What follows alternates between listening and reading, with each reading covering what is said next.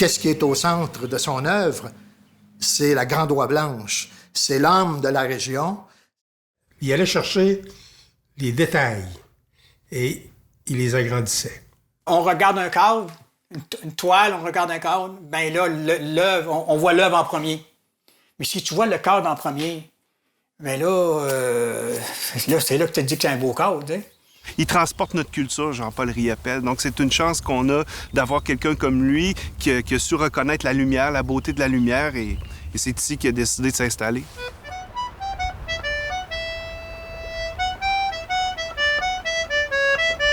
Il voyait des affaires qu'on ne voyait pas. Hein, il y en a qui disaient ses œuvres. C'est parce qu'il y en a qui ne comprennent pas. Hein. Ils disent, non, c'est un des barbeaux, c'est ça. Non. Ouais, c'est pas en fait. La grande majorité de ses œuvres ont été faites à l'huile aux oies, même dans les années précédentes. Quand il s'en venait supposément passer du temps à chasse, et il passait l'automne là à peindre. Il expliquait ses œuvres, hein, puis c'était bien ça. Il y en avait partout, là. Il peignait des portes complètes des deux côtés. Les murs étaient peints.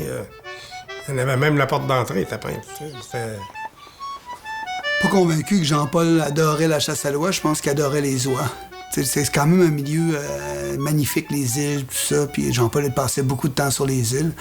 On l'a vu dans sa dernière phase en peinture avec Hommage à Rosa Luxembourg, puis tout ça, toute cette idée-là de l'oie, puis c'était très présent dans sa vie, mais c'est quelque chose qu'il trouvait fascinant. C'est quelqu'un qui était très inspiré par la nature. Puis surtout la lumière. Donc, lorsque le soleil se couche sur les îles, chaque jour, la marée est haute 45 minutes plus tard à tous les jours. Donc, c'est jamais la même température, couleur, c'est jamais la même lumière qu'on observe. Donc, les couchers de soleil, il les a jamais manqués. Et puis, dans ces couchers de soleil, on entend et on voit les oiseaux. Riopelle, il les a mangés, il les a chassés, il les a vécus parce qu'il était là avant le lever du soleil. Oui, pour la chasse, mais je pense que c'était surtout un très fin observateur. Les oies en or. Tu dis les oies en or, ça n'existe pas. Mais moi, il me les a montrés, les oies en or.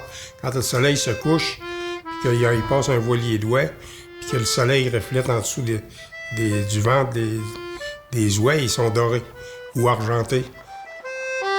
Chez nous, je voyais les oies régulièrement, mais j'avais remarqué qu'avec cet angle de lumière-là, il pouvait y avoir toute cette luminosité qui ressort de l'oiseau. C'est de partir de quelque chose de simple et de naturel et de réussir à l'exprimer sur une toile.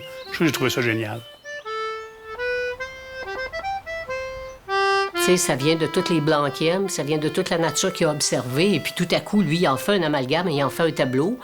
Une oie peut contenir un soleil, une lune et puis tous les animaux de la forêt.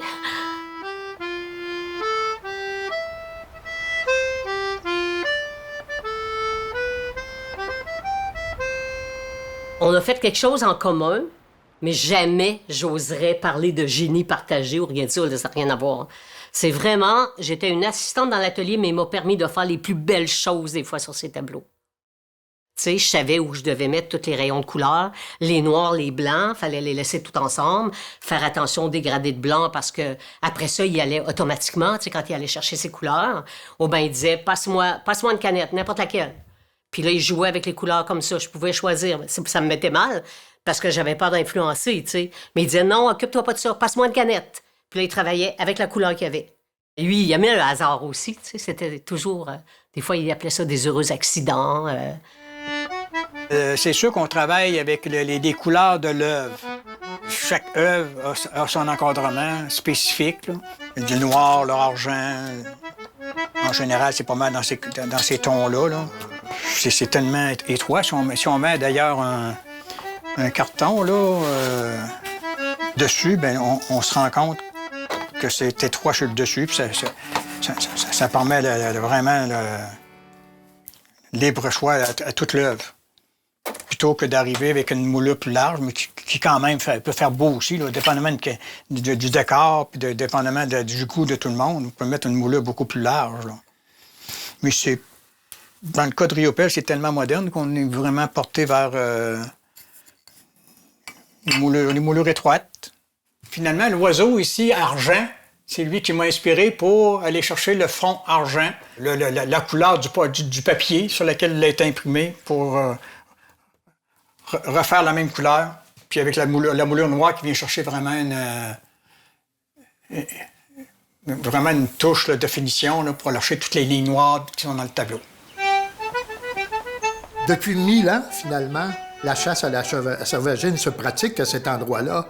Et Jean-Paul Riopelle, étant un chasseur, lui aussi, un passionné de chasse même, et aussi un amoureux des oiseaux, a pu transporter ça à travers ses toiles, en faire une allégorie qui, aujourd'hui, fait que, par ses représentations, Montmagny, qui fête son 375e anniversaire cette année, en 2021, est devenu une référence en ce qui concerne Jean-Paul Riopelle. Quand on croise des gens aussi qui sont amateurs d'art visuel puis qui nous parlent de Jean-Paul Riopelle, ils sont tous fiers. Quand on leur dit qu'on vient de Montmagny, la région d'Île aux Grues, tout ça, ben, ils sont tous fiers de ça. Puis ça nous rend fiers, nous aussi, comme la raison, parce que Jean-Paul Riopelle, c'est international. On est chanceux d'avoir cette exposition à la Bibliothèque de Montmagny cette année parce que c'est des œuvres qui n'ont jamais vu la lumière, qui, pour la première fois, vont être vues par les gens de la région qui connaissent ou qui pensent connaître Riopelle. Mais lorsqu'on voit ces œuvres, on comprend qu'il a bien lu, qu'il a bien vu la région, il a vu l'abondance des oies blanches. Il y a toute la faune, mais il y a aussi des indices qui racontent notre passé, notre histoire. Tu sais pas de quoi l'avenir sera fait, comment on représentera Jean-Paul, comment on consolidera son œuvre pour avoir une collection autour d'un musée ou d'un espace Jean-Paul Riopelle avec le temps. Fait que là, on les a dans notre coin, on peut les voir, puis ils font partie de nos festivités, puis ils appartiennent encore au lieu d'une certaine manière, ce qui sera peut-être pas toujours vrai. Fait que profitons-en, il faut sauter sur l'occasion.